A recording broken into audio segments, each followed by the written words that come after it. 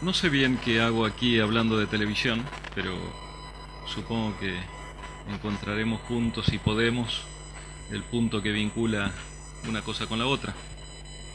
Eh, en realidad defiendo la idea de que no hubo nunca, y mucho menos ahora, dos espacios, uno virtual y uno real, y que cada vez más las personas consideran que viven en una ecología propia de medios, que alternan y combinan de la forma que más les conviene. Pero eso nos lleva a pensar de que hay un solo ecosistema en el cual interactúan diferentes dispositivos en diferentes contextos, y de eso se trata mi presentación. De algún modo habla de cuando el social media encontró la televisión o cuando la televisión encontró los medios sociales. En una síntesis muy breve de lo que fue la historia de la televisión, que ustedes seguramente la conocen muy bien, recordarán que todo comenzó parecido a esto, con un grupo familiar mirando de manera lineal un único dispositivo, grupos familiares que poco a poco, gracias a la comoditización de los televisores, logró en pequeñas unidades comenzar a ver televisión, y eso llevó a que unos y otros intentaran encontrar en la única pantalla que tenían enfrente lo que más deseaban. Poquito a poco, y no importa qué familia estemos pensando, todas ellas se encontraron frente a una gran pantalla que compartían una parte importante de su tiempo de ocio y de convivencia. Trataron de ser felices hasta que, evidentemente, con un solo control remoto y un solo televisor, la cosa se complicó. Se complicó porque ya no se trataba de compartir imágenes leyendo el periódico o al mismo tiempo viendo la radio, sino que el televisor empezó a demultiplicarse en una serie de imágenes combinando géneros y formatos diversos, introduciendo una gran diversidad, a tal punto que las personas comenzaron a no ponerse de acuerdo en qué ver. Esto llevó poco a poco a que unos y otros se vincularan con dispositivos diferentes, en la misma casa, juntos pero separados. Esto se multiplicó y poco a poco encontramos más personas, y cada vez más personas, que a pesar de que pasaban una parte importante de sus vidas frente al televisor, lo hacían de manera individuada. Unos en el dormitorio, otros en el living. De manera diferente, se vinculaban con la televisión a través de televisores, unidades independientes separadas. Convivían, pero consumían separadamente.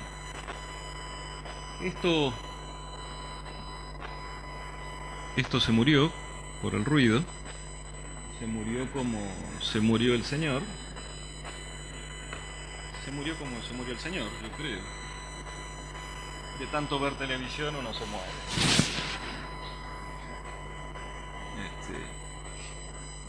No sabemos por qué, pero se murió. No, probablemente.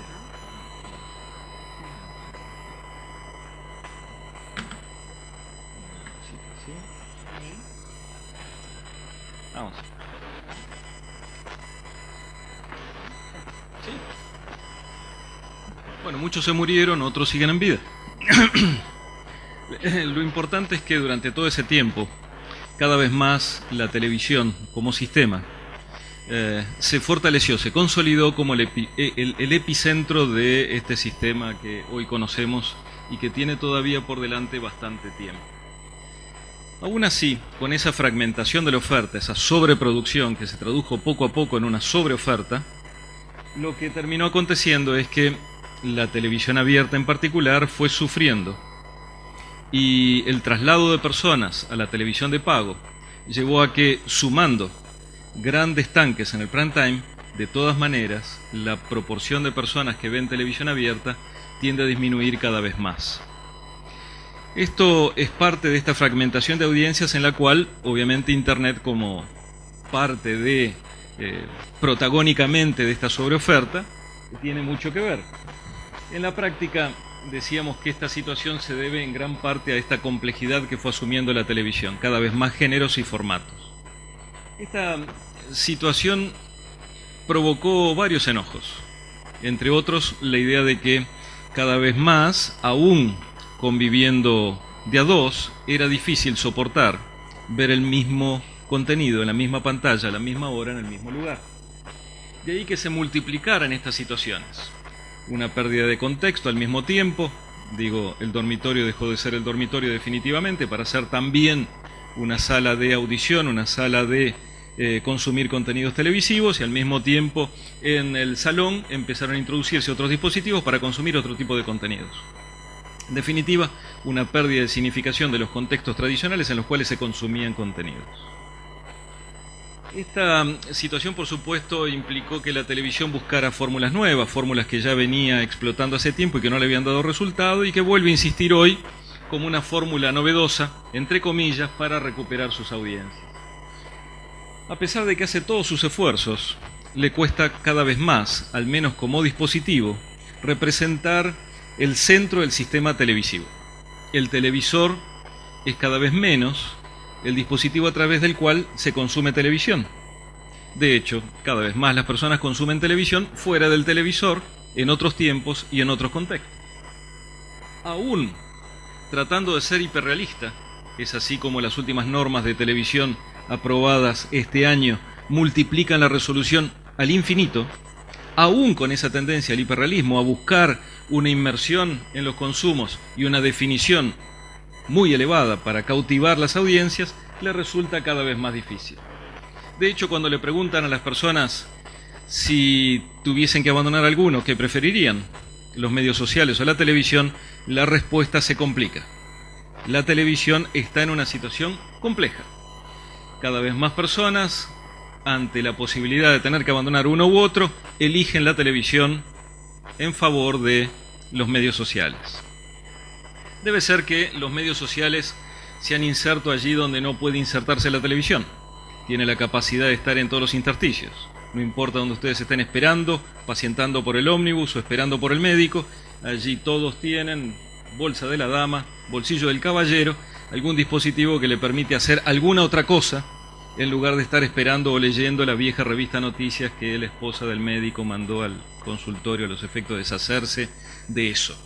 Evidentemente, los consumos están cambiando significativamente. Debe ser que, entre otras cosas, las personas que, teniendo esas posibilidades, han vuelto su nomadismo creciente en algo mucho más tecnologizado de lo que fue.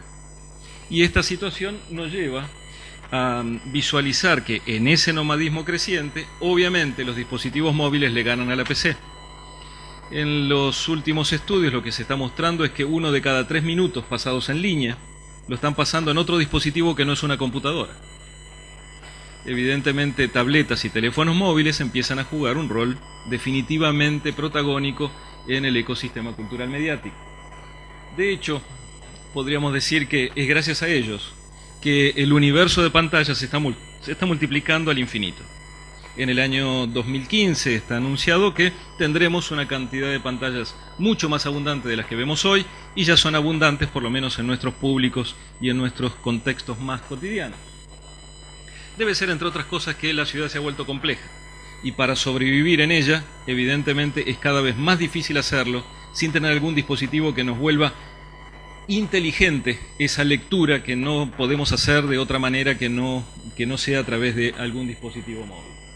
En Latinoamérica, el crecimiento del tráfico proveniente de los teléfonos móviles en particular, pero también de las tabletas, tiene un aumento anual progresivo muy importante. En estos últimos años, ese tráfico ha aumentado significativamente y la proyección es que continúe. Frente a todo eso, evidentemente lo que vemos más cotidianamente es el solapamiento de dispositivos en el marco de las oficinas o de los escritorios de trabajo. Pero eso no solamente acaba ahí. Si esto pasaba allí en el escritorio, ¿por qué no hacerlo en casa? Evidentemente la cosa continúa, no tiene barrera, no hay nada que separe lo profesional, lo laboral de lo privado, y cuando llego a casa contesto los correos que no pude contestar porque además llegué tarde a la oficina. Con lo cual, enfoca resultados mediante, lo que importa es el resultado, no importa si hay que atender al mismo tiempo al primo de Canadá y al cliente que no atendía a las 11 de la noche, del mismo modo que sigo atendiendo al primo de Canadá y al cliente a las 11 de la mañana en la oficina. Evidentemente esa situación vuelve algo complejo lo que entendemos como la recepción televisiva. porque salvo disposiciones propias muy particulares, tener un ojo allí y un ojo acá, la cosa se complica. Esto hace que si además multiplicamos la audiencia y los ponemos en el mismo sillón, a la misma hora o en la misma cama viendo el mismo televisor, lo que vamos a encontrar es más personas con un ojo y un ojo. Esta situación complica cada vez más el presente y el futuro de la televisión en la medida en que terminan siendo medios masivos, pero de recepción individuada. Esta diferenciación respecto del pasado es algo muy complejo para la televisión y que difícilmente pueda resolverlo si no es con algún complemento. Dicho de otra manera, asociándose a ese comportamiento social que tiende a adicionar una segunda pantalla a la primera pantalla que compartimos. Una segunda pantalla individuada respecto de una primera pantalla que compartimos. Un contenido más horizontal, más de intercambio comunicativo, más de naturaleza horizontal, mientras que aquello es más de naturaleza vertical. Evidentemente esto nos introduce además en una era diferente. Ya teníamos la dificultad de la fragmentación de las audiencias debido a la sobreproducción, a la sobreoferta, 1000 canales. Ahora lo que tenemos es un hiperzapping. Ya no un zapping, sino un hiperzapping. Hiperzapping entre dispositivos. Ya no es el zapping dentro de la misma pantalla, sino es un zapping entre pantallas. Con lo cual la complejidad es aún mayor. Mayor en la medida en que las personas están cada vez menos dispuestas a parar con la conversación, para consumir de manera lineal y silenciosamente. Dicho de otra manera, la recepción nunca fue tan activa como ahora. Segunda pantalla en mano, soy capaz de desatender hasta el mejor guión televisivo. La conversación contagiosa no cesa. Esta situación para la televisión resulta compleja, como decía, en la medida en que no entienda cuál puede ser el favor que le pueden hacer los medios sociales a la hora de pensarlos como un back channel, como un canal complementario, como el canal que permita a los usuarios mantenerse en contacto al mismo tiempo con otros usuarios, pero al mismo tiempo con el plató, al mismo tiempo con el sistema televisivo y al mismo tiempo con otros consumidores, con otras audiencias, con otros públicos. Esta situación, aunque por supuesto uno podría decir de que las personas pierden un buen guión televisivo y en detrimento de ello conversan para no decir nada, suele pasar. Hay muchas personas que conversan, digamos que conversan sin decir mucho. Evidentemente, aún así, son muchas las personas que lo hacen. Los últimos estudios lo que están mostrando es que hay una tendencia fuerte a decir lo que uno piensa. Y decir lo que uno piensa no significa decírselo a quien debería decírselo. Digo, estoy pensando mal del programa, en lugar de decírselo al programador o decírselo a quien está allí en el plató, se lo digo a mis amigos. Y eso tiene consecuencias. Si ya vimos que antes el prime time, aún poniendo los supertanques como el año pasado, graduados, CQC, el fútbol y bailando por un sueño, soñando por un sueño, o soñando por un bailar, no sé cómo era la cosa, o soñando por soñar, ya total, la próxima soñando por soñar, o bailando así. En fin, sumando todo eso da poca cosa. Se imaginan que frente a esta idea de que los usuarios se han puesto a participar y cada vez más en detrimento de la linealidad, la cosa puede volverse muy compleja. Al mismo tiempo, para los medios sociales es cada vez más importante detectar que en el pensamiento de las personas sigue existiendo algo vinculado con lo que vio en la televisión y eso sigue siendo parte de su diálogo social.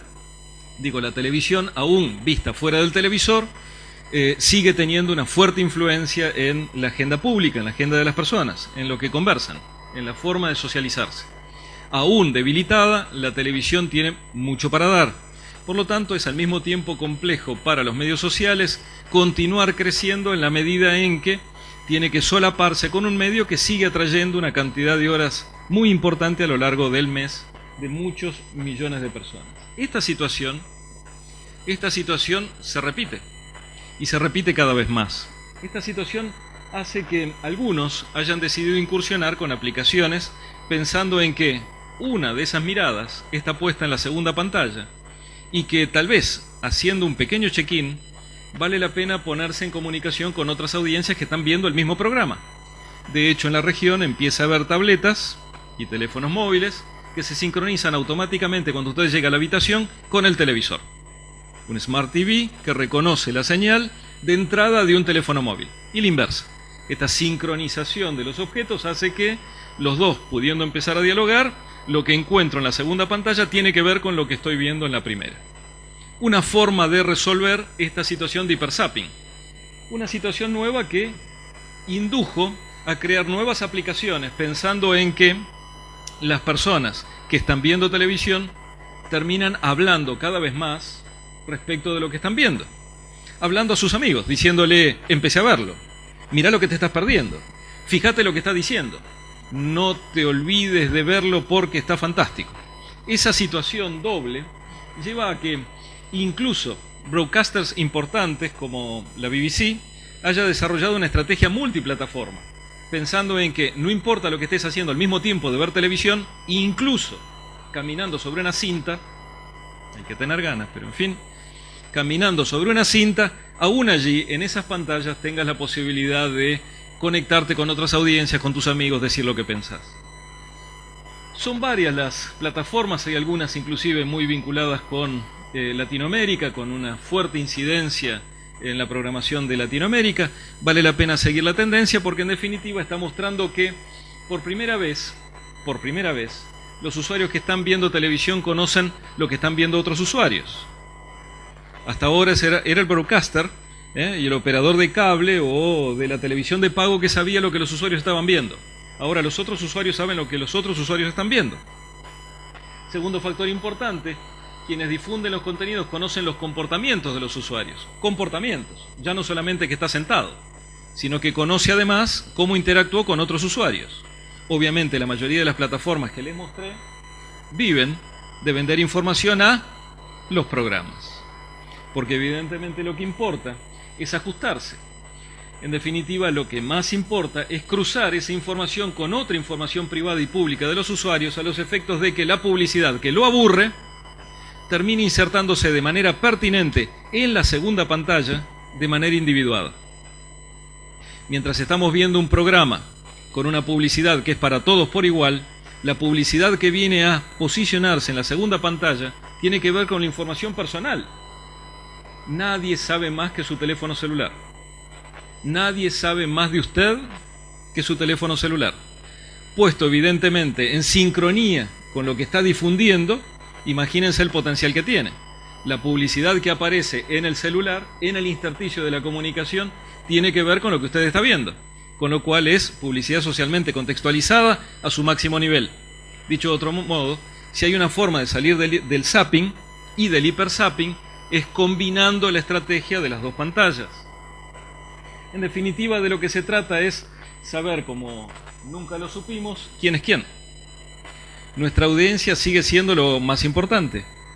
Si buscamos conocer cada uno de ellos en particular, lo único que nos queda es cruzar dos informaciones, la información personal y la información de contexto. La información personal ya está dada. Usted ya dijo todo en su teléfono celular, no tiene más ningún secreto. Si usted pensaba que todavía tenía algún secreto, sepa, ya no le queda ninguno. Más lo usa, menos secretos tiene. Esa información que está contenida, que está divulgada, que está cruzada, evidentemente frente a una situación de contexto, estoy consumiendo un programa determinado, de esa combinación surge riqueza. Lo que obtenemos en la segunda pantalla es una publicidad vinculada con la persona y con lo que está viendo. Ya no solamente con lo que está viendo. Insisto, medios masivos de recepción individuada. El tema es el intersticio. Cómo evitar que el zapping afecte tan significativamente como lo viene haciendo el sistema broadcast. Sin broadcast no hay sistema. Los medios sociales por sí mismos no soportan el ecosistema. El sistema broadcast, el sistema televisivo, es quien soporta gran parte del peso. Si esa columna, sigue crujiendo como lo hace, sin entender la lógica de los medios sociales, sin enriquecer la recepción a través de los medios sociales, le resultará difícil.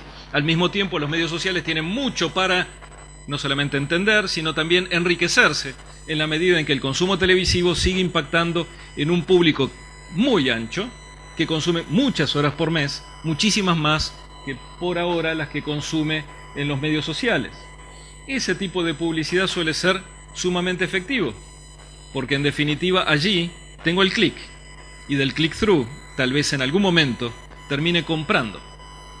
Del televenta, del llamado telefónico, a la televenta en la segunda pantalla. Tal vez. Lo que sí hay que tener claro, del punto de vista del consumo de medios, es que esto presiona sobre los multitarea. Una mirada y otra mirada. Un sistema cognitivo que la tiene complicada. En definitiva, lo que estamos absorbiendo es dos sistemas. Lo que estamos obteniendo es un dispositivo tecnosemiótico y un dispositivo cognoparticipativo. ¿Cómo hacer para entender dos sistemas, dos lógicas diferentes simultáneamente?